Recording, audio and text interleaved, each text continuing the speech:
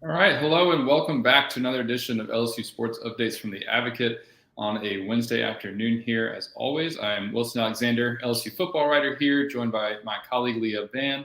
Leah, how are you doing today? I'm doing well. How are you? I'm doing well. Weather is great in Baton Rouge. I'm hoping that this will hold through the weekend and that we have a great day for some tailgating for the SEC opener. This is sublime, frankly, outside, even though it's still like 85 degrees. So hopefully that sticks before that 5 o'clock kickoff against Mississippi State. We're going to dive into that entire game, everything to look for in this game, especially defensively, what LSU kind of like what that maybe to expect against this air raid offense that Mississippi State runs. And we'll get also into LSU's offensive line and what's kind of going on there. I want to start, though, today with John Emery, LSU's running back. He's going to play for the first time in 643 days. It's been almost 2 years since he took the field, December 12th, 2020, against Florida, a game in which he had 4 carries. But John Emery is back. I'm really interested to see exactly what he ends up doing in this game. We've gotten some indications Brian Kelly has tempered expectations a little bit, which is reasonable because it has been such a long time. But what do you expect to maybe see out of John Emery this weekend and how LSU utilizes the now senior running back?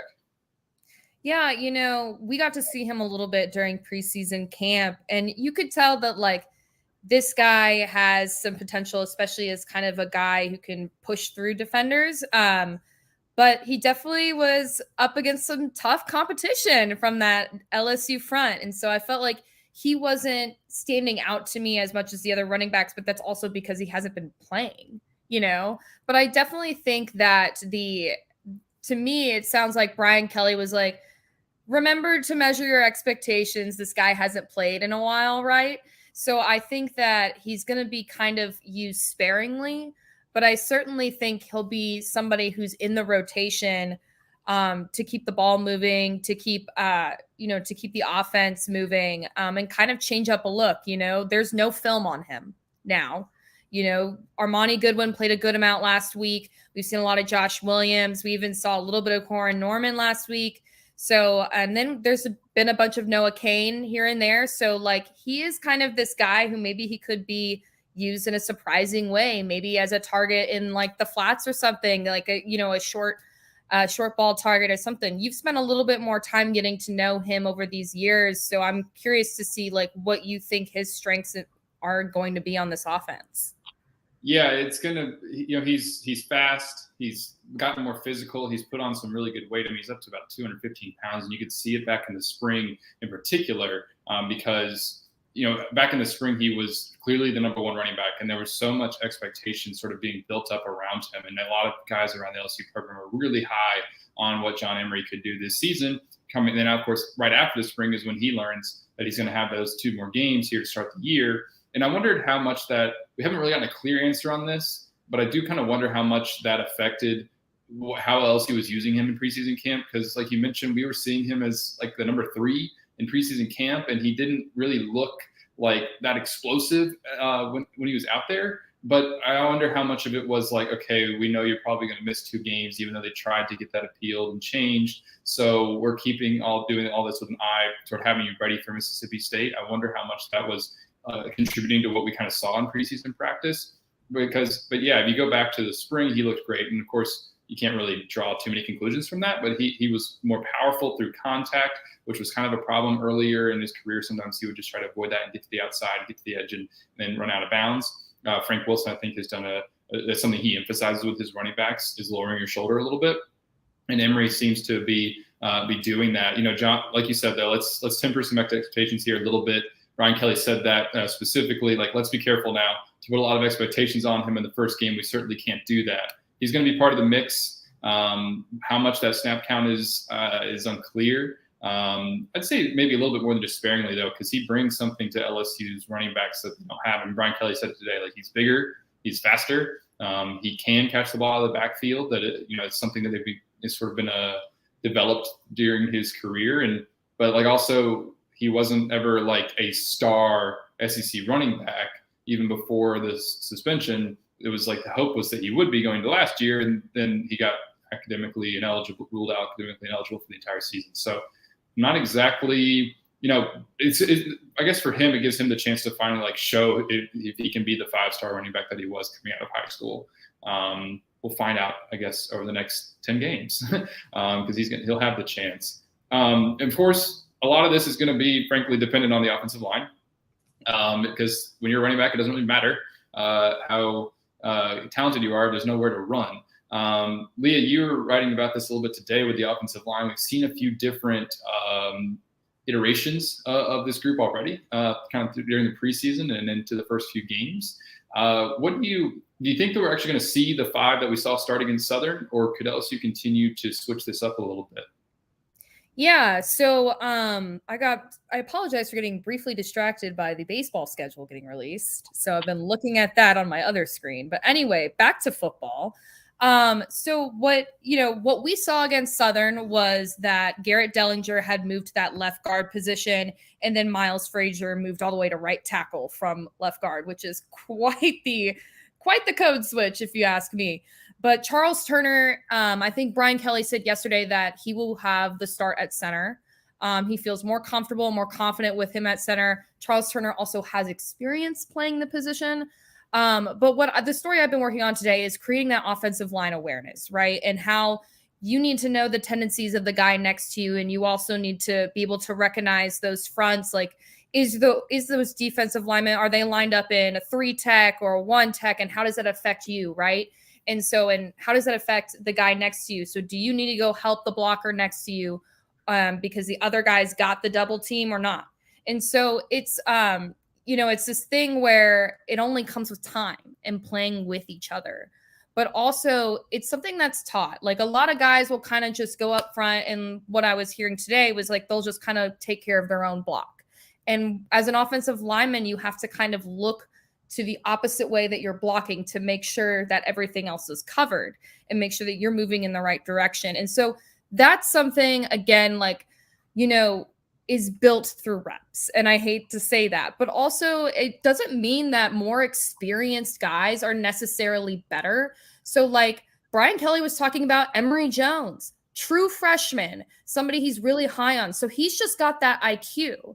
The guy who kind of knows, oh, this is where I need to go and this is where this guy is going to go. So we're going to probably see Emery Jones come and rotate in. We're going to see Tremont Shorts come in. He said that Cam Wire will come in because you want to keep those guys fresh also. And I don't think they're in a position to where they could play the same 5. And I don't even think a lot of teams play the same 5 in college football the entire game. So I think it's still a work in progress, but also they kind of need to find their permanent spots in order to build that chemistry. Yeah, it's interesting. It's a fluid group, which is something that can be, we talk so much about, like you're mentioning, offensive line awareness kind of ties into like cohesion, and about the offensive line, that's usually something that people tout is like, oh, we have a group that's been around for a while and it's cohesive, and LSU does not have that.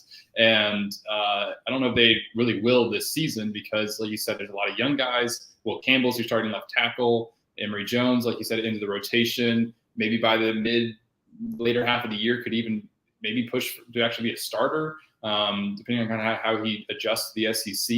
We'll kind of know more about that, once we get into those sort of games over the next month or so. And you go a lot of sort of pieces that have never played together. So it's going to be interesting. I kind of like what they've got with at least Dellinger at guard and Bradford at guard, because that maintains the physicality that Brian Kelly really wants out of a guard. This position that seems like it's kind of up in the air for me is right tackle. Like you mentioned, Miles Frazier kicked out there. He didn't grade out very well on PFF, grading system out of that Southern game. Brian Kelly said that everybody graded out fine. And so like you said, Cam Wire is going to kind of rotate in there. He did during the Southern game. Same with Tremont Shorts at right guard. There's going to be a good bit of rotation, but that right tackle spot seems like it's still maybe undecided because nobody has really asserted themselves and shown themselves well at right tackle. The thing is, I also don't know who else. Like, you've got Marcus Dumerville, but it's just kind of a position that is a little bit uncertain at this point, I think, to say the least. I agree. Any other thoughts on the offensive line, maybe kind of where things stand? I mean, we're going to see Charles Turner, like you said, at center for the first time. First time, and like in an SEC game. this season, of course. He played all right against Southern, but do you have any concerns about any sort of those other positions on the offensive line in terms of the way they have with personnel? Yeah, I think that changing the center is the right move. I felt like, with snapping the ball, those are errors that you can't have, and we saw that with Garrett a couple of times that were pretty egregious moments, especially when you're in the red zone, you're about ready to score, and then all of a sudden you're minus 14 yards, right? And so I think I'm really interested to see how Charles is able to handle that position with a higher stakes competition. I don't think it's so much about size. I think that Brian originally gravitated towards Garrett because of his size. I need to pull up his height and weight, but I think that was part of the reason. But also I think that at this point it has to do with athleticism and also your knowledge and your experience with the game. And you've got to not just call the fronts, but you also got to snap the ball. And I think that's such an intricate part of the offense, but it's definitely going to dictate how much LSU is able to lean on its run game. Remember, we've been asking Brian Kelly what he thinks of his run game, and he really doesn't know what to say about it yet. And then you're going up against this 3-3-5 defense, which, I don't know. I mean, that could pose some difficult things, but also could be advantageous, right?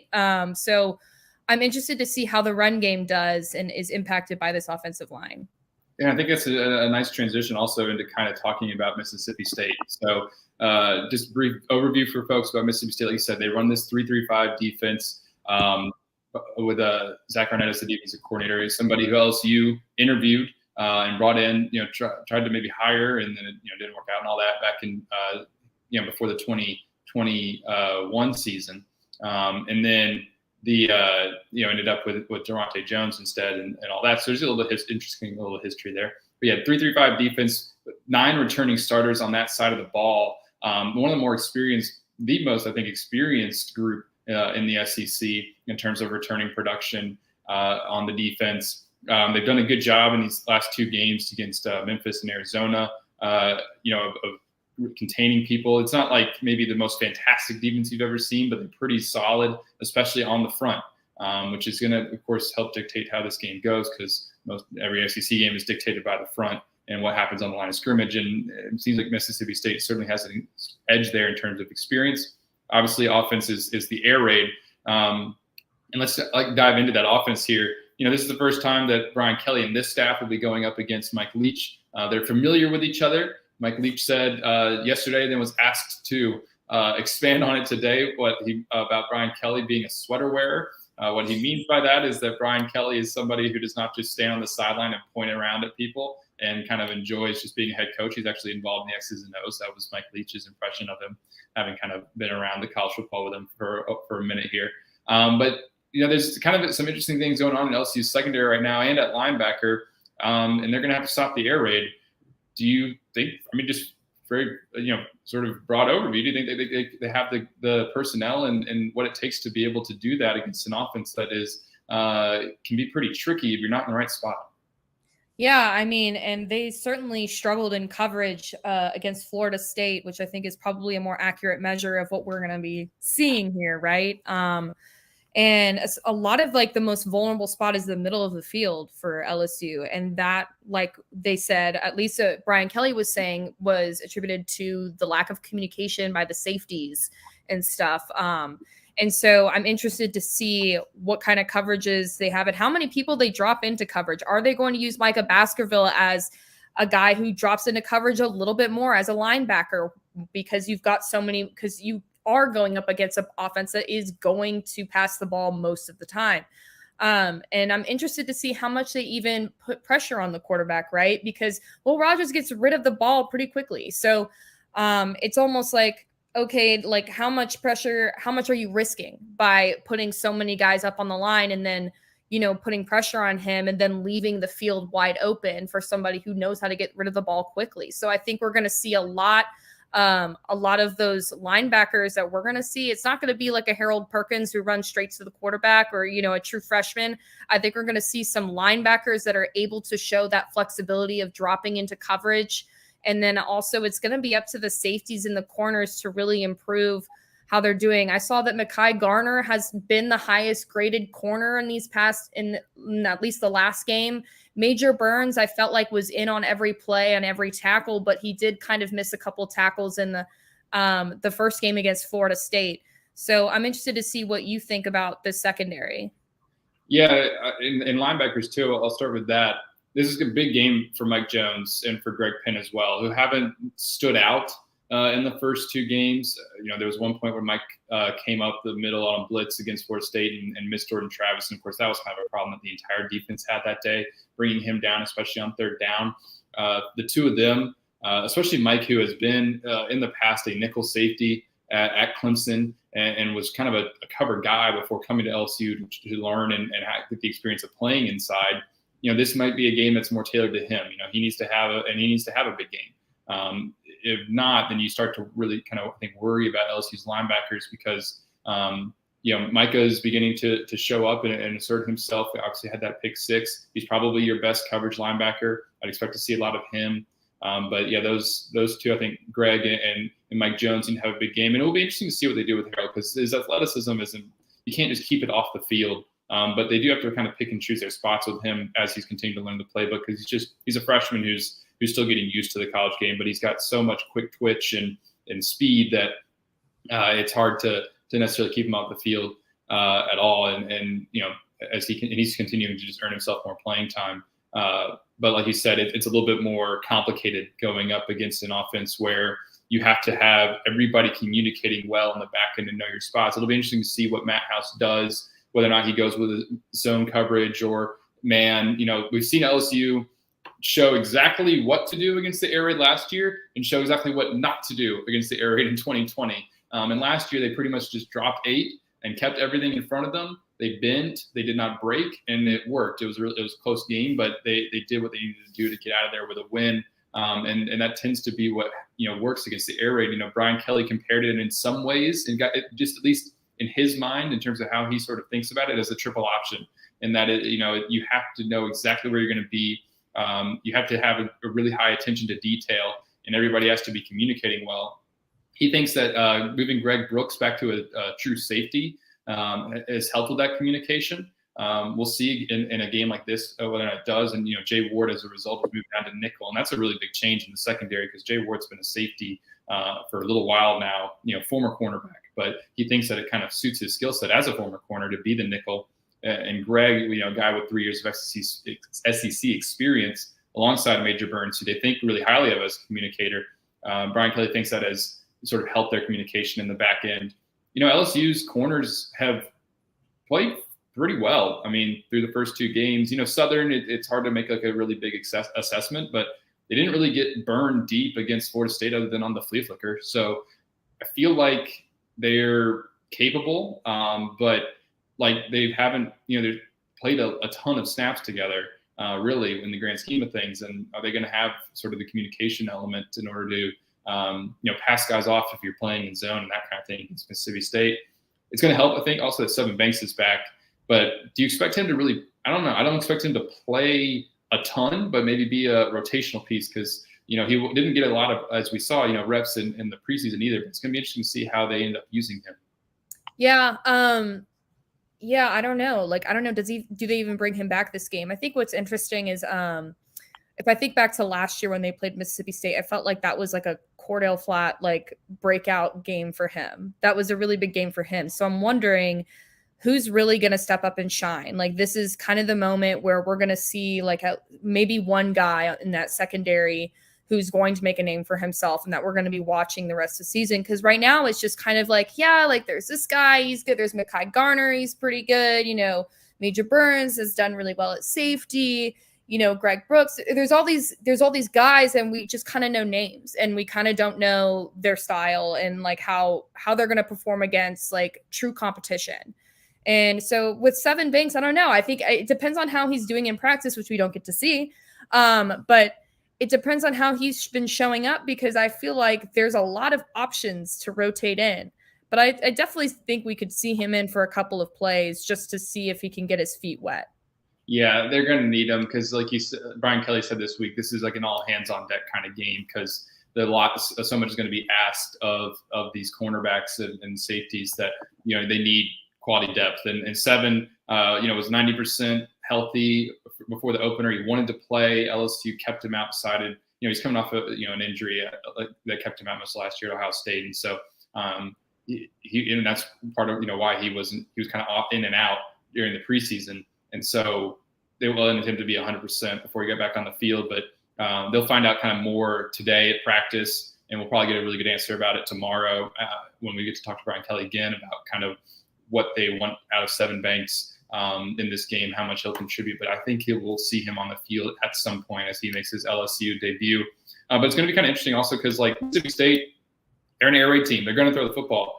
I mean, Will Rogers is the quarterback. He's got 98 attempts this year, but that actually isn't as much as, Mike Leach teams have necessarily done in the past. They're not throwing the ball around 65 times. There is a running game that LSU is going to have to pay attention to because Mississippi State can run the ball a little bit. Dylan Johnson, their leading rushers, he's getting 129 yards on 25 carries. Joquavius Marks has scored 3 touchdowns. So they're also really, really good on third down. 64% conversion rate on third down, which is 5th in the country. And LSU, as we saw in that Florida State game, didn't do a good job of getting off the field on third down. So those are sort of some other things to watch in this game.